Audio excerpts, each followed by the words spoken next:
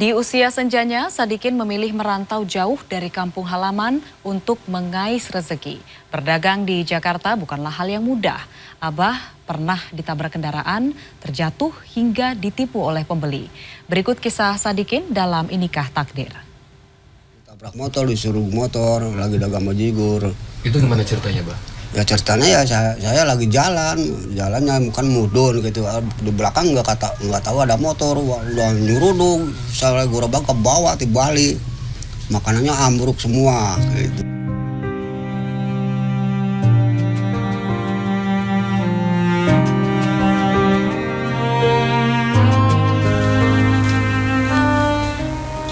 Tahun ini Abah Sadikin menginjak usia 70 tahun. Namun di usia senjanya Abah memilih meninggalkan keluarganya di kampung untuk mengais rezeki di Jakarta sebagai pedagang kue rangi. Kegiatan Abah setiap pagi dimulai di kontrakan kecil yang berada di Kelurahan Cipinang Muara, Jatinegara, Jakarta Timur. Sebelum berjualan, Abah menyiapkan adonan untuk kue rangi yang akan ia jajakan.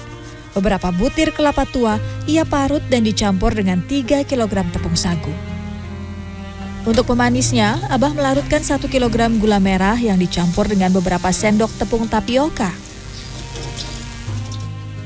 Abah mengeluarkan uang rata-rata Rp100.000 untuk modalnya berjualan selama 2 hari ke depan.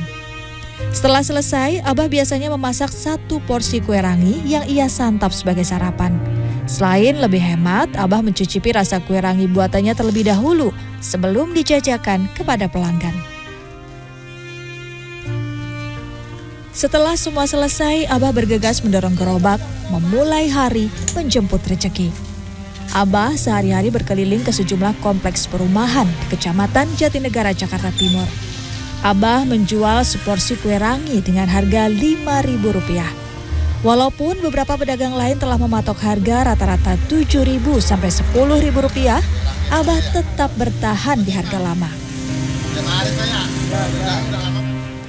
Abah berharap harga yang lebih terjangkau akan menarik lebih banyak pembeli, walau untung yang diperolehnya lebih sedikit. Emang dia sih dari dulu kelihatannya emang semangat terus dia kerjanya emang jarang pulang juga jarang dia. Kadang-kadang 3 bulan baru pulang dia. Iya emang motivasi buat kita yang masih muda gitu ya.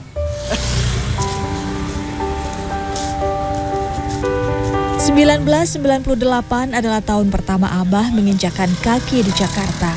Ketika itu, Abah berjualan bajigur, lengkap dengan kudapan pendampingnya. Namun, 5 tahun yang lalu, Abah memutuskan untuk berhenti menjual bajigur dan beralih menjadi penjual kue rangi. Selain modalnya tak terlalu besar, Abah terpaksa beralih setelah tertabrak motor. Kecelakaan itu membuatnya trauma hingga saat ini. Udah ditabrak motor, disuruh motor, lagi dagang bajigur. Itu gimana ceritanya, Bang? Ya ceritanya ya saya lagi jalannya bukan mudun gitu. Di belakang nggak tahu ada motor, udah nyuruduk, saya gerobak ke bawah dibalik, makanannya ambruk semua gitu. Namun malang tak dapat ditolak, untung tak dapat diraih.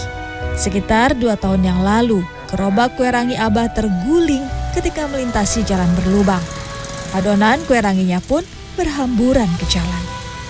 Ada lubang, airnya penuh gitu. Jadi yang sebelah rodanya ke bawah, yang satunya di atas, jadi dibalik bisa nggak ditahan nggak bisa ditahan, dibalik semua gitu.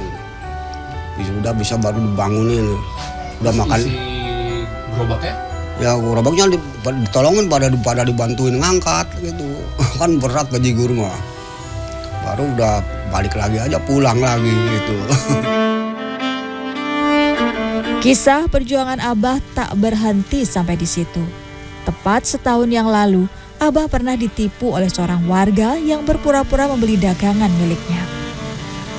Minta kue rangi, pesen kata kue rangi 8 biji bah.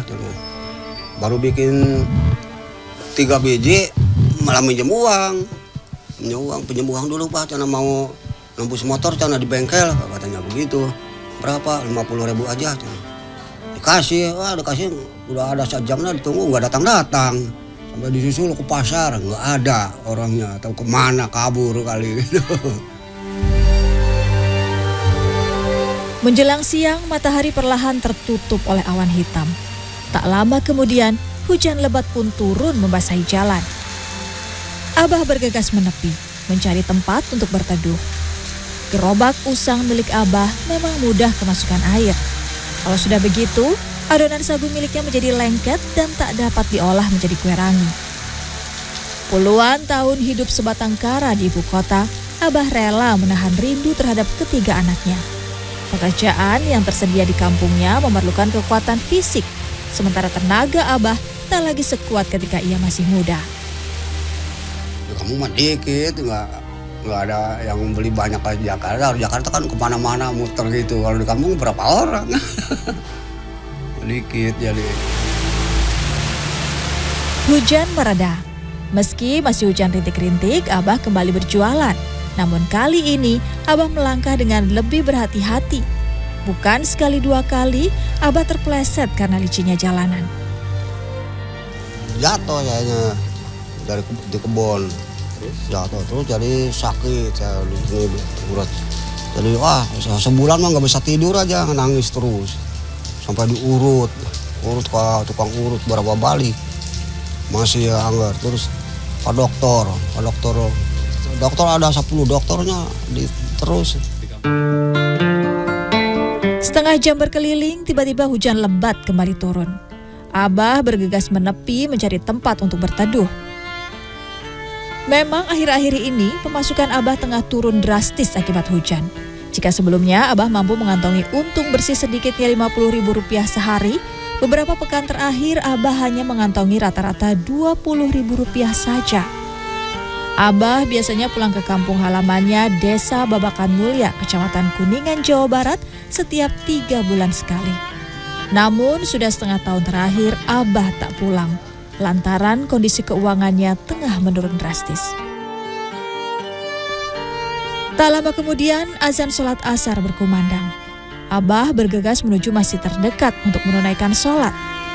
Meski pekerjaannya berat untuk orang seusianya, Abah tak pernah berpikir untuk meminta dinafkahi oleh anak ataupun kerabatnya di kampung halaman.